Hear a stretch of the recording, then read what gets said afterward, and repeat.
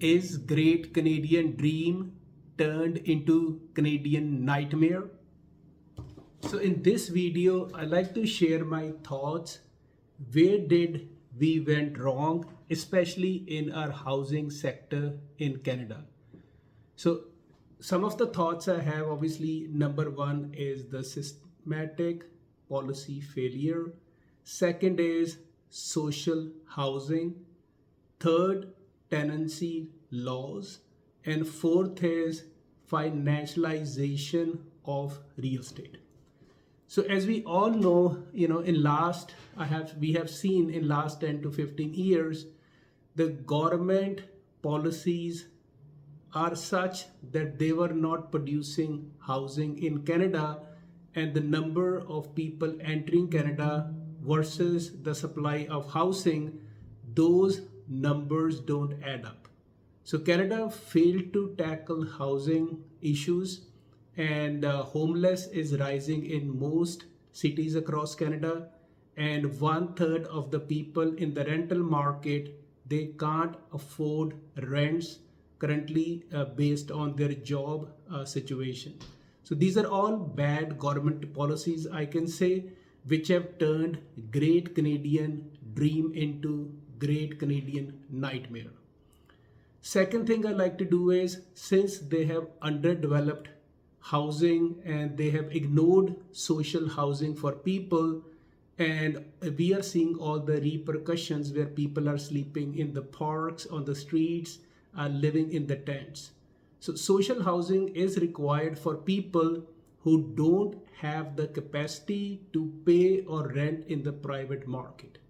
And simple Google search will tell you that people in the social housing sector in Canada, they are in a big waiting list. So if you're in Toronto, Vancouver, Calgary, even in mid-tier cities like Hamilton or London, the waiting list to be in social housing is very long.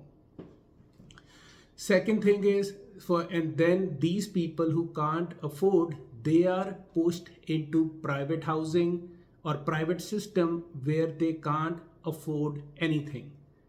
Rents are so high and they are so unaffordable for ordinary folks that their income coming every month won't be able for them to take care of their food and shelter cost.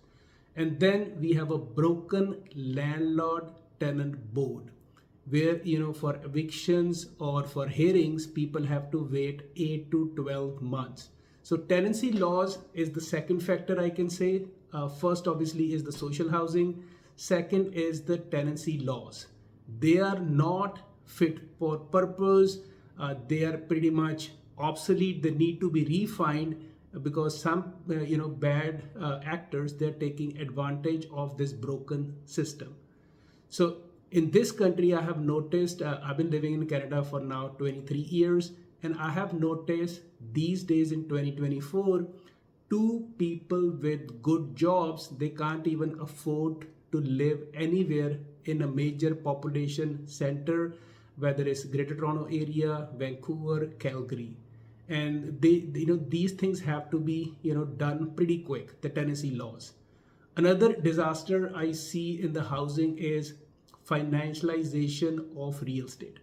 What that means is basically people are using housing as a commodity, as if they are investing in a factory, or investing in a mining sector, those kind of things.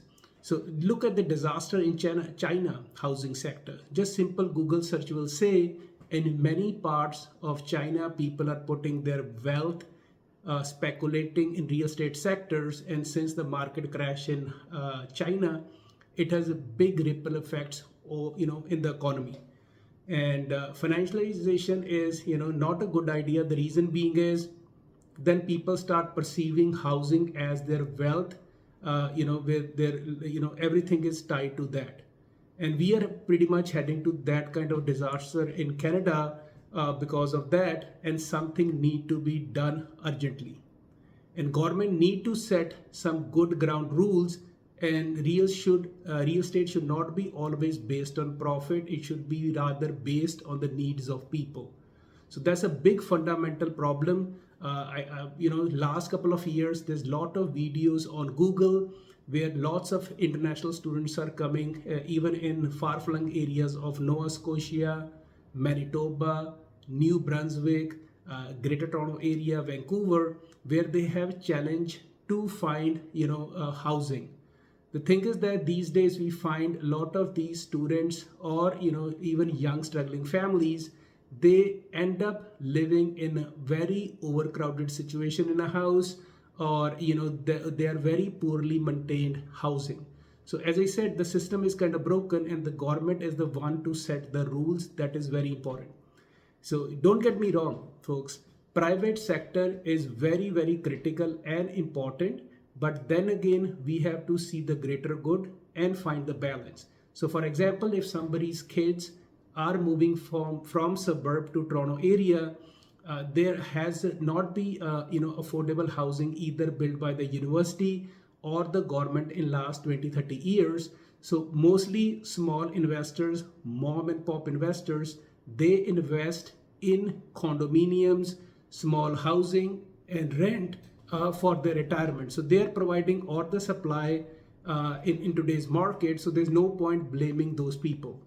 And for me, government need to now take a long perspective on these things. They have to create new legislation after consulting with all the stakeholders, whether they're general public. They need to take surveys and opinions. They need to talk to industry experts, builders, and all those things. Because Canada recognize housing as a human right. But at the end of the day, I'm pretty sure people who are knowledgeable and who are aware on daily basis see how bad housing sector is right now, and it is struggling.